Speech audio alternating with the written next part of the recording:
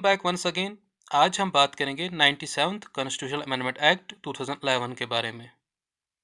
इस एक्ट में क्या समझेंगे हम आज, एक कि कॉन्स्टिट्यूशन में कौन कौन सी चेंजेस आई इस एक्ट की वजह से। दूसरा, important provisions of this act को डिस्कस करेंगे।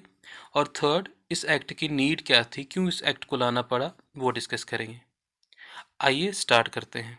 देखिए, फर्स्ट जो फर्स्टली हम देखेंगे कि this act gave constitutional status and protection to cooperative societies.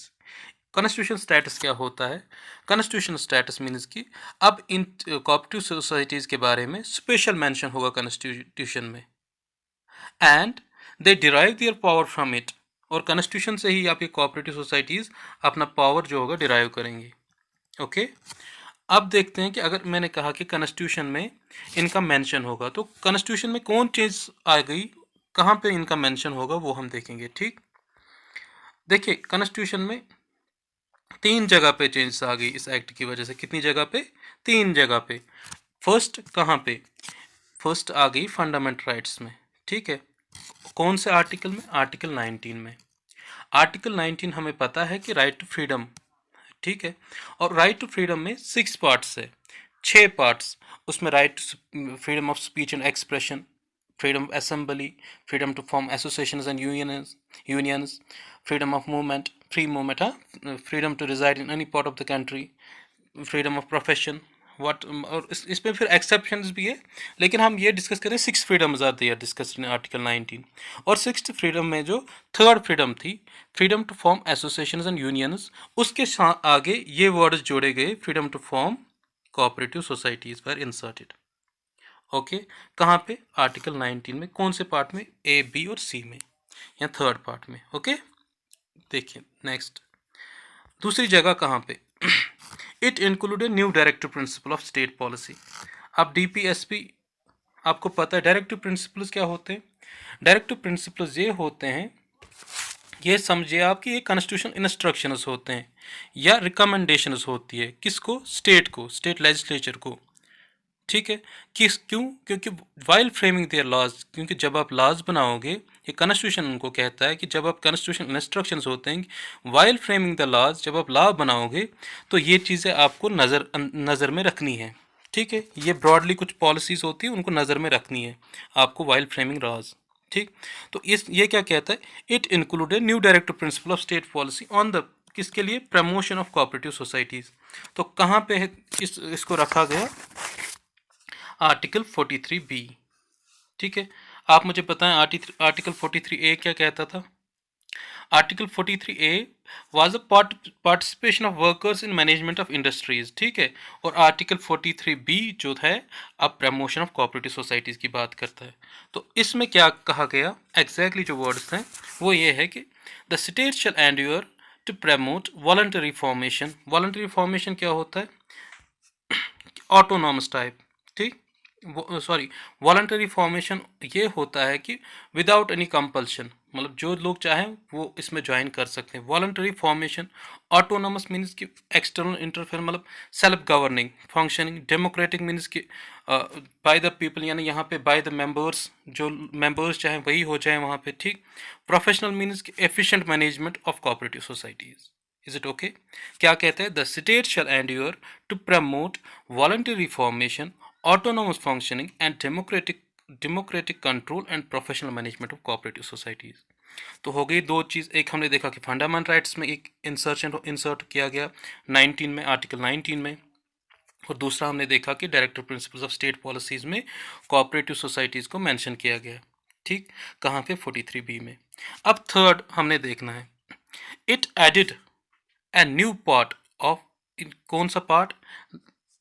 Part 9th B in the constitution which entitled, क्या नाम है इसका? The cooperative societies. अब कोऑपरेटिव सोसाइटीज की मतलब 9th B पार्ट अब पूरा किस पे है? कोऑपरेटिव सोसाइटीज में। तो इसमें कुछ आर्टिकल्स जो है, मतलब उस एक ही आर्टिकल के कुछ पार्ट्स जो है 243Z से लेके 243Z तक आर्टिकल्स को जोड़ा गया। ठीक है, फर्स्ट ऑफ ऑल कौन से पार्ट में रखा गया इसे? Part 9th B।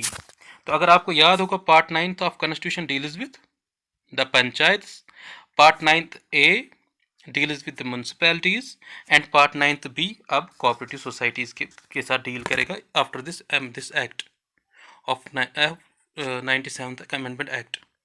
ओके, अब हम देखेंगे 243(z) से 243(t) तक जितने भी कॉन्स्टिट्यूशनल प्रोविजंस आएंगे उसमें क्या क्या है वो हम एक एक करके देखेंगे, ठीक है, क्योंकि यहाँ से क्वेश्चन आने की पॉसिबिलिटी बनती है। देखिए, the part 9th B of the constitution contains the following provisions with respect to cooperative societies. 243(z) यहाँ से मैंने आर्टिकल नंबर्स लिखे हैं और यहाँ से सब्जेक्ट मैटर उनमें क्या है। 243(z)(h) ये डिफिनीशंस देता है। जैसे भी कभी कोई कॉन्स्टिट्यूशनल अमेंडमेंट एक्ट या कुछ भी होता है ना, गवर्नमेंट जब कोई निकालती है ऑर्डर, तो उसमें पहले होते हैं डिफिनीशंस के, जो भी टर्म्स इसमें इस्तेमाल की गई है उनका क्या मीनिंग है, तो वो डिफिनीशंस यहाँ पे इस आर्टिकल में आती है। कौन आर्टिकल? 243(z)(h। ओके, आगे देखते हैं।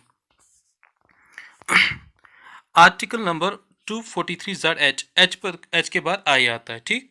आई से आप याद रखिए, यहाँ पे आप थोड़ा याद रखने के लिए कह सकता हूँ मैं आपको, एक सेकेंड। आई मीन्स आप ऐसे याद रख सकते हैं, I means incorporation of cooperative societies. Incorporation mean को लीगली कोऑपरेटिव सोसाइटीज को बनाना। तो कैसे, किस, कौन बनाएगा इन कोऑपरेटिव सोसाइटीज को, कौन मतलब ये देखेगा, ठीक। द स्टेट लेजिस्लेचर, आंसर है द स्टेट लेजिस्लेचर। किन को पावर से इनकॉर्पोरेट करने की कोऑपरेटिव सोसाइटीज को? स्टेट लेजिस्लेचर, ठीक है। यहाँ पे जब बात होती है कोऑपरेटिव सोसाइटीज़ की, यहाँ पे सिर्फ मतलब जो बात होगी मल्टी स्टेट कोऑपरेटिव सोसाइटीज़ की बात यहाँ पे नहीं होगी, क्योंकि वो लास्ट में हम देखेंगे, ठीक है। यहाँ पे सिर्फ कोऑपरेटिव सोसाइटीज़, हम by default state cooperative societies को देखते हैं, ठीक। यहाँ पे चले वो हम आगे भी डिस्कस करेंगे, तो अभी आपको कंफ्यूज होने की ज़रूरत नहीं है। आप सिर्फ इतना समझे, द स्टेट लेजिस्लेशन में make provisions for the incorporation, regulation, winding up of cooperative societies based on the principles of voluntary formation, democratic number control, member economic participation and autonomous functioning. Is it okay? ये कहने की कोशिश कर रहा है यहाँ पे कि स्टेट लेजिस्लेचर ही हर किसी चीज़ प्रोविजंस बना सकती है, वेदर ये रेगुलेशन कैसे हो इन सोसाइटीज़ का, ये सोसाइटी वजूद में कैसे आएंगी, ठीक है, इन सोसाइटी को वाइंड अप अगर होना है तो कैसे होगी, ठीक। ये सब चीज़ें ये सोसाइटी स्टेट लेजिस्लेचर ही देखेगी, किन किन प्रिंसिपल्स की बुनियाद पे, मतलब जो इसके ब्रॉड लाइन में किन के ब्रॉड लाइन जो होगी इस स्टेट लेजिस्लेचर के सामने कौन सा आइडियल्स होंगे, ideals of voluntary formation, democratic member control, economic participation, autonomous functioning. अगर आपको याद होगा कि ये वही तो ICA प्रिंसिपल्स है जो कोऑपरेटिव्स को गाइड करते हैं, ठीक। चलिए आगे चलते हैं। अब 243(z)(h) ये आर्टिकल डिस्कस करता है, क्या डिस्कस करता है? Number and term of members of board and office bearers, ठीक है। अब देखें यहाँ पे एक बात, अब याद कैसे करेंगे आप ये याद रखिए, जे से जे कार कब तक होगी इनकी, ठीक है। तो जे कार से मतलब ये याद रखने के लिए मैं कह रहा हूँ कि नंबर एंड टर्म, क्योंकि जब तक उनका नंबर, जब तक उनकी टर्म होगी तभी तक ऑफिस बेयरर्स की मतलब बात तो सुनी जाएगी, ठीक है। तो आप ऐसे याद करने के लिए ये रख सकते हैं, 243(z)(j) क्या कहता है? Number and term of members of board and office bearers, ठीक है। क्या कहता है? द बोर्ड यानी governing body of a cooperative society, उसे बोर्ड मतलब डिफिनीशन में कहा गया है, ठीक। नंबर ऑफ डायरेक्टर्स कितने होंगे और कौन इनको सिलेक्ट करेगा, ठीक। द बोर्ड या नंबर ऑफ डायरेक्टर्स ये कौन करेगी? स्टेट लेजिस्लेचर डिसाइड, ठीक है। इनको कौन ये करेगा? State legislature. लेकिन कुछ एक्सेप्शन रखी गई है यहाँ पे। क्या एक्सेप्शन है? But the maximum directors should not be more than 21। आप इनको रख सकते हो, डायरेक्टर्स को रख सकते हो, स्टेट लेजिस्लेचर इन डायरेक्टर्स को रख सकती है, लेकिन कितने, मैक्सिमम कितने होने चाहिए? 21 से ज़्यादा नहीं, ठीक। अब इन 21 में आपको इंश्योर करना है कि अगर आपकी इस मेंबर बॉडी, अगर मतलब स्टेट कोऑपरेटिव सोसाइटी, ये जो कोऑपरेटिव सोसाइटी है उनके मेंबर्स अगर वो SC से बिलोंग, कुछ मेंबर्स उनके SC से हो या ST से हो या वुमेन से हो, तो उनको एट लिस्ट रिजर्वेशन मिलनी चाहिए। 1 seat for SCs, 1 seat for STs and 2 seat for women, ठीक। Having members from such category of persons, अगर वो नहीं है वहाँ से कोई मेंबर आपको, तो फिर आपको रिजर्वेशन रखने की ज़रूरत नहीं है, okay. Next, the state legislature ये प्रोविजंस बना सकती है किसके, co-option of experts. Co-option of experts मतलब क्या हुआ कि अगर उन्हें लगे कि एक्सपर्ट्स की ज़रूरत है इसमें, तो ये 2 एक्सपर्ट्स को रख सकते हैं। एक सेकेंड, हाँ, इन फील्ड ऑफ बैंकिंग, अगर वो बैंकिंग से हो, मैनेजमेंट से हो, फाइनेंस से हो, या specializing in any other field as members of the board, ठीक। बट एक कंडीशन है कि ये एक्सीड नहीं होने चाहिए 2 से ज़्यादा, ठीक। ओके, वन मोर थिंग, अब जो ये लोग इनने मतलब यहाँ पे रखे हैं, मतलब जो कोऑप्टेड मेंबर्स होंगे, द कोऑप्टेड मेंबर्स जो होंगे उनको राइट टू वोट नहीं होगा, ठीक है, और can not be eligible to the office bearers of the board. अब ऑफिस बेयरर्स क्या होते हैं? ऑफिस बेयरर्स होते हैं जैसे प्रेसिडेंट है, वाइस प्रेसिडेंट है, सेक्रेटरी है, चेयरपर्सन है, ठीक है। ऐसे जो मतलब इन्हें इन सब पोस्ट को क्या कहते हैं? ऑफिस बेयरर्स, ठीक है। और टर्म कितनी होती है, कितने साल के लिए? हमने देखा कि कौन कौन और कैसे बोर्ड की कंपोजिशन होनी चाहिए। हमने देखा कि स्टेट लेजिस्लेचर कंपोजिशन करेगी बोर्ड की, ठीक है, स्टेट लेजिस्लेचर देखेगी कंपोजिशन ऑफ बोर्ड, लेकिन एक से कि 21 मेंबर्स से ज़्यादा नहीं होने चाहिए। और अगर यहाँ पे SC ST और वुमेन्स की हो तो उनके लिए एक एक सीट SC ST के लिए और 2 सीट्स वुमेन्स के लिए रखनी चाहिए। और स्टेट गवर्नमेंट, स्टेट लेजिस्लेचर को ऑप्शन कर सकती है कि अगर उनको कोऑप्टेड मेंबर्स भी कर सकती है इसमें, ठीक है, स्पेशल फील्ड से। और नेक्स्ट ये है कि इनका टर्म जो रहेगा वो है 5 years. Okay, one more thing, अब देखिए फंक्शनल डायरेक्टर्स भी होते हैं इसमें जो ग्राउंड लेवल पे काम करते हैं, ठीक। अब ये 21 डायरेक्टर्स ही काम नहीं करेंगे, लेकिन अब उनके बाकी लोग जो ग्राउंड में वो भी काम करते हैं, उन्हें फंक्शनल डायरेक्टर्स कहते हैं। तो देयर में मतलब फंक्शनल डायरेक्टर्स ये भी मेंबर्स ऑफ बोर्ड है, लेकिन ये एक्सक्लूड किए जाते हैं किससे? Total number of directors, that's 21। Okay, इनको उनमें काउंट नहीं किया जाता है। Is okay now? अब आते हैं नेक्स्ट आर्टिकल पे, दैट इज 243 यानी 243 ZK। तो ये किसकी बात करता है ये आर्टिकल? ये आर्टिकल बात करता है election of members of board, ठीक है। अब हमने देखा कंपोजिशन कितनी होनी चाहिए ऊपर और टर्म कितनी होनी चाहिए। अब हम के इलेक्शंस की बात करता है। Elections shall be conducted before the expiry of term of board. So, newly elected members assume office immediately on the expiry of outgoing board. कि उससे पहले ही इलेक्शंस हो, कि जिससे मतलब हमने मतलब अगर एक बोर्ड को अब निकलना है तो उससे पहले ही हमें मतलब यही है कि बोर्ड खाली ना बैठे, ठीक। अगर एक रुखसत हो रहा है तो नेक्स्ट आना, मतलब नेक्स्ट मतलब अगर आप एक रुखसत होते ही दूसरा आना चाहिए। Is it okay? Next, the superintendent's direction and control, preparation of electoral rolls and conduct of elections to a cooperative society shall vest in such a body, ये इंपॉर्टेंट है, एज में be provided by state legislature. जैसे state legislature से चाहे उस body को बना सकती है और वही बॉडी क्या करेगी? इलेक्शन करेगी, ठीक है, ये इंपॉर्टेंट है। ओके, अब नेक्स्ट 243ZL, इस आर्टिकल में ये कहा गया है supersession and suspension of board and interim management, इसके बारे में डिस्कस किया गया है। क्या कहता है? No board shall be superseded. Superseded मतलब होता है कि चेंज करना, एक को दूसरे से रिप्लेस करना, और केप्ट अंडर सस्पेंशन यानी काम से रोकना, for a period exceeding 6 months, यानी 6 मंथ से ज़्यादा किसी बोर्ड को आप सस्पेंशन में नहीं रख सकते हो। यानी 6 मंथ से ज़्यादा आप कोऑपरेटिव सोसाइटीज़ को, जो उनके बोर्ड्स हैं, उनको आप खाली नहीं रख सकते हो। ओके, लेकिन यहाँ पे एक एक्सेप्शन है। क्या? In case of cooperative banks other than multi state cooperative banks the period can not exceed 1 year. तो यहाँ पे 1 साल की गुंजाइश है कोऑपरेटिव बैंक्स में, ठीक है, 1 साल से ज़्यादा नहीं। अब कोऑपरेटिव बैंक्स कौन से, यहाँ पे किन कोऑपरेटिव बैंक्स के बारे में बात की गई है? ये उन कोऑपरेटिव बैंक्स के बारे में बात की गई है जिनका टेरिटोरियल बेस एक ही स्टेट में हो, ठीक है। यानी in case of cooperative banks other than multi state cooperative bank, जो बहुत सारे स्टेट्स कोऑपरेटिव बैंक्स हैं उनमें तो फिर सेंटर ही देखेगी ऑब्वियसली, लेकिन जो स्टेट के स्पेसिफिक स्टेट के कोऑपरेटिव बैंक्स है उनमें ये जो टर्म है, it should not exceed 1 year. Okay, आगे देखते हैं किन केसेस पे इनको सस्पेंड किया जाता है। जा सकता है। ये भी मेंशन किया गया है। Case like default, negligence, prejudicial to the interest of cooperative society, stalemate. Stalemate is something मतलब डेडलॉक, ठीक है, मतलब वो सिर्फ लड़ाइयाँ करते हैं तो कोई नतीजे पे। Statement in the functions of board, elections not conduct as per the state act provisions. तो ये सारी चीज़ें मतलब प्रेजुडिशियल मतलब कि harmful to the interest of cooperative society, ठीक। तो ये सारी चीज़ें रीज़न बन सकती है कि इनके खिलाफ जो सस्पेंशन और ये सुपरसीडिशन ऑफ जो सुपरसीडेड जो है ये बोर्ड हो सकता है, ठीक है, सुपरसेशन ऑफ बोर्ड। ओके, अब देखिए क्या ये हर किसी बोर्ड को कर सकती है state legislature? Answer is no. क्यों? यहाँ पे आगे आप एक्सेप्शन देखेंगे। नो सुपरसेशन और suspension of any board of cooperative society having no government share और होल्डिंग लोन और फाइनेंशियल असिस्टेंस और गारंटी बाय द गवर्नमेंट, ठीक है।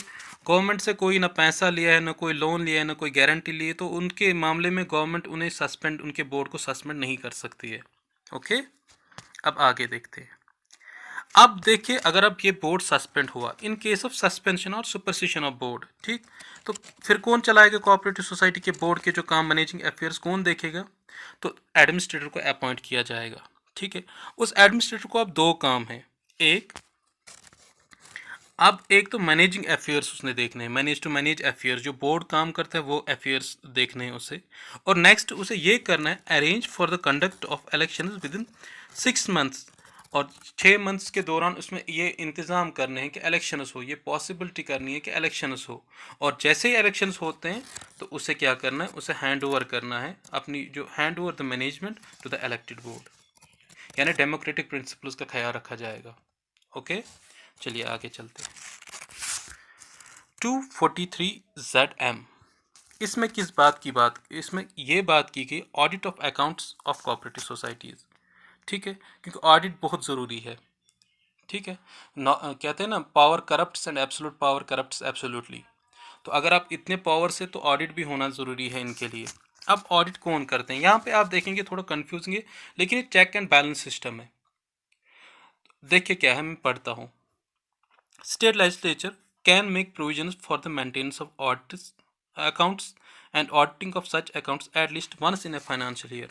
एक फैक्ट तो यहीं पे है कि कितनी बार मतलब कर सकते हैं, once, at least once in a financial year minimum, ठीक, इतना तो करना ही है। अब कौन ऑडिट करेगा, ठीक, ये डिसाइड करेगा state legislature shall lay down minimum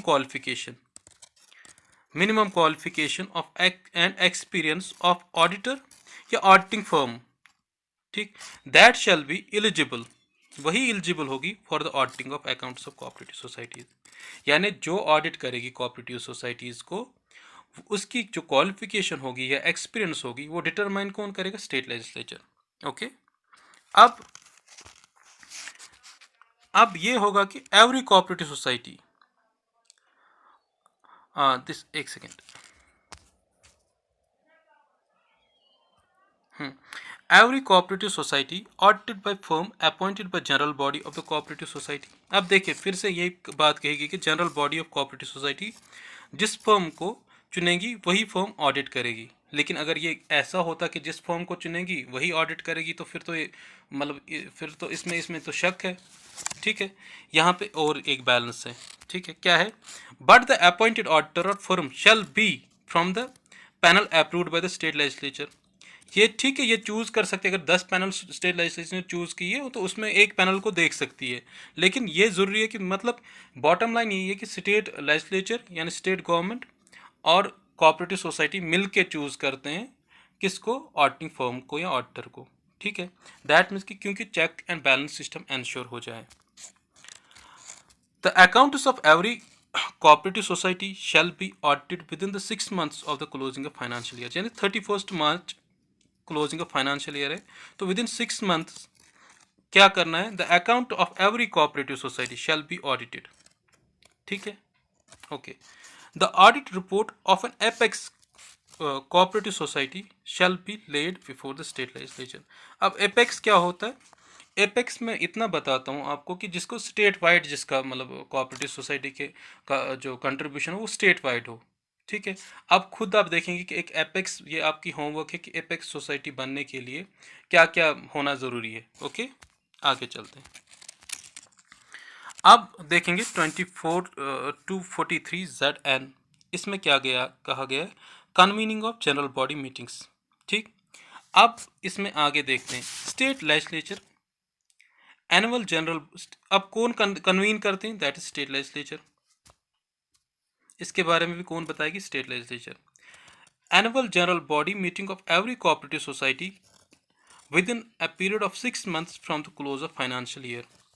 ठीक है, तो इसमें भी यही कहा गया है कि with in the close 6 months of financial year. और अब ये जो एनुअल जनरल बॉडी मीटिंग होती है, तो इसमें सारे मेंबर्स आते हैं। ठीक है, तो सारे मेंबर्स की मीटिंग होती है, और स्टेट लेजिस्लेचर इस चीज़ को भी देखेगी कि सारे मेंबर्स की मीटिंग होनी चाहिए with in 6 months of this close of financial year. ठीक है, आगे देखते हैं 24(3)(ZO, इसमें कहा गया है right of a member to get information. ठीक है, अगर आप आईसीए के प्रिंसिपल्स को याद कर रहे होंगे तो आपको यहाँ पे भी लगेगा कि ये डायरेक्शन तो वही तो बात यहाँ पे भी की गई है।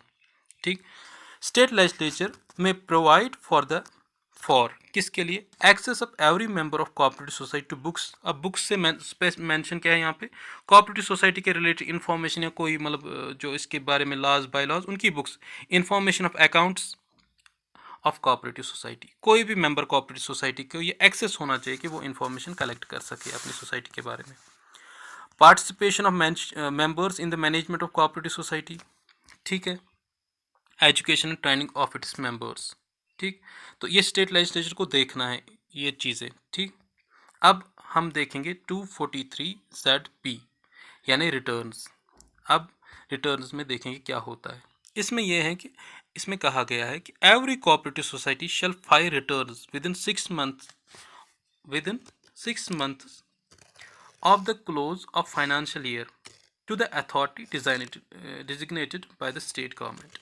उस अथॉरिटी के सामने उनको अपने सारे फाइल रिटर्न्स करने। फिर हम देखेंगे कौन कौन से फाइल रिटर्न करने, किन के सामने, उसी ऑफिसर के सामने, उसी अथॉरिटी के सामने जिसे स्टेट गवर्नमेंट चाहेगी, डिजिग्नेट करेगी इस काम के लिए। अब किन चीज़ों को लेके उनको फाइल्स अपने रिटर्न करने। ठीक है, वो है मैटर्स लाइक एनुअल एक्टिविटीज़ क्या काम किए हैं। ठीक, अकाउंट्स को लेके, प्लान्स अगर आपके पास सरप्लस है तो इसके डिस्पोजल के प्लान्स क्या है, आपको लिस्ट ऑफ अमेंडमेंट्स या बायलॉज जो आपने बनाए हैं या कुछ किया है तो वो हमारे सामने वो रखना है। डिक्लेरेशन यानी date of holding of general body meetings कब की है आपने। ठीक, एंड कंडक्ट ऑफ इलेक्शंस ठीक से किए हैं नहीं किए हैं, कब आपके इलेक्शंस ड्यू है, उन चीज़ को लेके। और एनी और any other information required by the registrar. ठीक है, रजिस्ट्रार ने को किसी चीज़ की इंफॉर्मेशन, वो चीज़ in pursuance of any provision of the state act. Within the act कोई भी चीज़ अगर रजिस्ट्रार को इंफॉर्मेशन की ज़रूरत है तो वो भी उनको प्रोवाइड करनी है उन्हें। ठीक है, अब रजिस्ट्रार ये नहीं कि रजिस्ट्रार मतलब ऐसे बुलाएगा किसी भी चीज़ के लिए, ऐसे नहीं चलेगा, with in the provision of the state act. Okay, अब आगे देखते हैं 24(3)(ZQ, इसमें ऑफेंस एंड पेनल्टीज़ की बात की गई है। देखिए इसमें तेज तेज से करते हैं। स्टेट लेजिस्लेचर में make provisions for the offences, यानी यहाँ पे भी कौन ये करेगी, state legislature. For the state legislature make provisions for the offences relating to cooperative society and penalties for such offences. ठीक है, ऑफेंसेस क्या क्या है, जैसे एक सेकेंड, जैसे विलफुली मेक्स फॉल्स रिटर्न्स, जानबूझ के मतलब गलत रिपोर्ट दी है कि हमने ये किया, फॉल्स इन्फॉर्मेशन फर्स्ट उनको दे दी, या विलफुली डिसोबेज, बुलाया समन किया उनने, स्टेट ने किसी या किसी ऑफिसर ने, नहीं जाते हैं। ठीक, ऐसे ही हम देखेंगे, एक सेकेंड, हाँ एक सेकेंड, हाँ, any officer who willfully fails to hand over custody of books, accounts, document, any property belong to a cooperative to authorized person। ठीक, ये भी एक मसला बन सकता है कि जिसके खिलाफ आपके खिलाफ कार्रवाई हो सकती है। Any person who adopts corrupt practice, ये तो सिंपल सी बात है, corruption, before during and after the elections of members of board of officers, यानी इलेक्शन में अगर कोई धांधली होती है तो उसके खिलाफ, उसके लिए भी आपको पकड़ा जाएगा। ठीक, अब आगे देखते हैं 243(ZR), इसमें क्या है, आप ये इम्पॉर्टेंट है, ठीक है। अगर आपने ये आर्टिकल नहीं समझा तो सारे आपके क्वेश्चंस मतलब चांस है कि आप गलत आंसर करो उसे। 243 ZR क्या कहते हैं, application to multi state cooperative societies. अब जब ये एक्ट है ये स्टेट कोऑपरेटिव सोसाइटीज़ के लिए है, ठीक है। मैंने कहा था पहले कि ये बाय डिफ़ॉल्ट आप स्टेट कोऑपरेटिव सोसाइटीज़ को ही देखो, लेकिन अब क्योंकि मल्टी स्टेट कोऑपरेटिव सोसाइटीज़, जिनके मल्टी स्टेट कोऑपरेटिव सोसाइटीज़ में ये होता है कि जिनके मेंबर्स एक स्टेट से ज़्यादा स्टेट्स में होंगे, मतलब 2 स्टेट्स में, 4 स्टेट्स में, 10 स्टेट्स में, तो उनको मल्टी स्टेट कोऑपरेटिव सोसाइटीज़ कहा जाएगा, ठीक है। अब उन मल्टी स्टेट कोऑपरेटिव सोसाइटीज़ में हर किसी स्टेट को कन्विंस करना है कि हमने ऐसे लॉ बनाओ, आप भी लॉ बनाओ, आप भी लॉ बनाओ, आप, ये एक हैक्टिक प्रोसेस है और ये प्रैक्टिकली पॉसिबल नहीं है। तो इसलिए जितनी भी मल्टी स्टेट कोऑपरेटिव सोसाइटीज़ है उनको कौन देखता है, उनको देखती है सेंट्रल गवर्नमेंट, ठीक है। अब यहाँ पे इस एक्ट में मॉडिफिकेशन है, यानी जब भी मल्टी स्टेट कोऑपरेटिव सोसाइटीज़ की बात आएगी, जहाँ पे हमने स्टेट लेजिस्लेचर समझा है, स्टेट लेजिस्लेचर एक्ट में कहा गया है, वहाँ पे सेंट्रल लेजिस्लेचर आएगा, ठीक है। जहाँ पे स्टेट गवर्नमेंट का नाम आएगा वहाँ पे सेंट्रल गवर्नमेंट का नाम आएगा। यानी मल्टी कोऑपरेटिव सोसाइटीज़ में जो पावर स्टेट गवर्नमेंट को, स्टेट कोऑपरेटिव सोसाइटीज़ में अभी हमने जो डिस्कस किए, वो सारे power multi state cooperative societies के किन के पास है, पार्लियामेंट के पास है, यानी सेंट्रल गवर्नमेंट के पास है, ठीक है। एक बार फिर से समझे, मॉडिफिकेशन ये है कि जहाँ जहाँ पे अभी तक हमने स्टेट पढ़ा कि स्टेट लेजिस्लेचर ये कर सकती है, वो कर सकती है, ये कर सकती है, वो सारी जगह वो किसके लिए थी, स्टेट कोऑपरेटिव सोसाइटीज़ के बारे में था वो। लेकिन अब हमने कहा कि मल्टी स्टेट कोऑपरेटिव सोसाइटीज़ भी तो है, उनके लिए कौन देखेगा, उनके लिए ये सब पावर्स जो होंगे वो किन के पास होंगे, सेंट्रल गवर्नमेंट के पास। यानी स्टेट लेजिस्लेचर की बात जहाँ पे आएगी वहाँ पे पार्लियामेंट की बात आएगी, जहाँ पे स्टेट गवर्नमेंट की बात आएगी वहाँ पे सेंट्रल गवर्नमेंट की बात आएगी वहाँ पे, यानी वो रिप्लेस करता है उनको। इज इट ओके, ठीक है। आगे चलते हैं।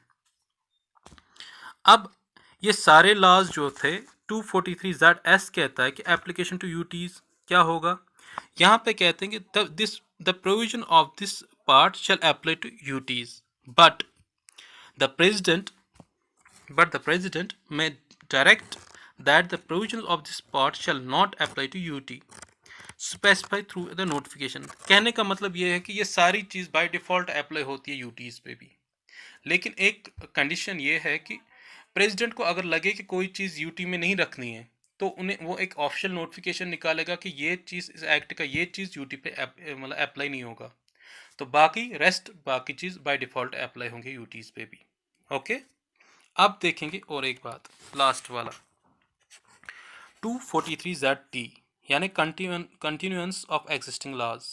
तो इसमें क्या बात की गई है, इसमें ये कहा गया कि any provision of any law relating to cooperative societies in force in state immediately before the commencement of the 97th Constitutional Amendment Act of 2011 which is inconsistent with the provisions of this part shall continue to be in force until amended or repealed or until the expiration of 1 year from such commencement whichever is less। तो अब ये थोड़ा political terminology है, मैं simply आपको ये समझाने की कोशिश कर रहे हैं यहाँ पे कि जब ये एक्ट कब बनता है, फेब्रुवरी, ये मतलब this 97th constitutional amendment act of 2011 commence कर होता है, कमेंसिंग डेट होती है इस एक्ट की फेब्रुवरी 15 2012। ये कहता है कि फेब्रुवरी 15 एक साल तक, यानी 15 फरवरी 2012 से 14 फरवरी 2013 तक जितने भी स्टेट, क्योंकि कोऑपरेटिव सोसाइटीज तो पहले से मौजूद हैं, यानी कि हर स्टेट्स ने अपने अपने तरीके से लॉज तो बनाए होंगे ना कोऑपरेटिव सोसाइटी के लिए। अब जो लॉज स्टेट कोऑपरेटिव सोसाइटीज के लिए, मतलब स्टेट ने अपने कोऑपरेटिव सोसाइटीज के लिए बनाए हैं, उनको देखना है कि ये लॉज क्या उसी हिसाब से है, क्या उसी डायरेक्शन में है जिस डायरेक्शन में 97th कॉन्स्टिट्यूशनल अमेंडमेंट एक्ट हमें बताता है, ठीक है। अब अगर ये लॉज जो है उसी डायरेक्शन में है कि ये कोई कंट्रास्ट या कोई इनकंसिस्टेंट नहीं है with the 97th constitutional amendment act, तो इन दैट केस वो लॉज कंटिन्यू हो सकते हैं। लेकिन अगर ये कॉन्फ्लिक्ट करते हैं किससे, 97th कॉन्स्टिट्यूशनल अमेंडमेंट एक्ट के दिस प्रोविजन से, तो इन दैट केस स्टेट को ऑप्शन दिया गया है कि विद इन 1 ईयर आप क्या कर सकते हो, या आप इन्हें अमेंड कर सकते हो, और अमेंड करके क्या इनको 97th कॉन्स्टिट्यूशनल अमेंडमेंट प्रोविजंस के हिसाब से बना सकते हो, या फिर विद इन 1 ईयर ये बाय डिफ़ॉल्ट एक्सपायर हो जाएंगे ये लॉज, ठीक है, और उसके बाद ये लॉज वैलिड नहीं होंगे। इज इट ओके ना, चलिए आगे चलते हैं। देखिए, reasons for adding of 97th constitutional amendment act. अब क्या रीजंस थे? फर्स्ट ऑफ ऑल ये था कि जो कोऑपरेटिव सेक्टर था,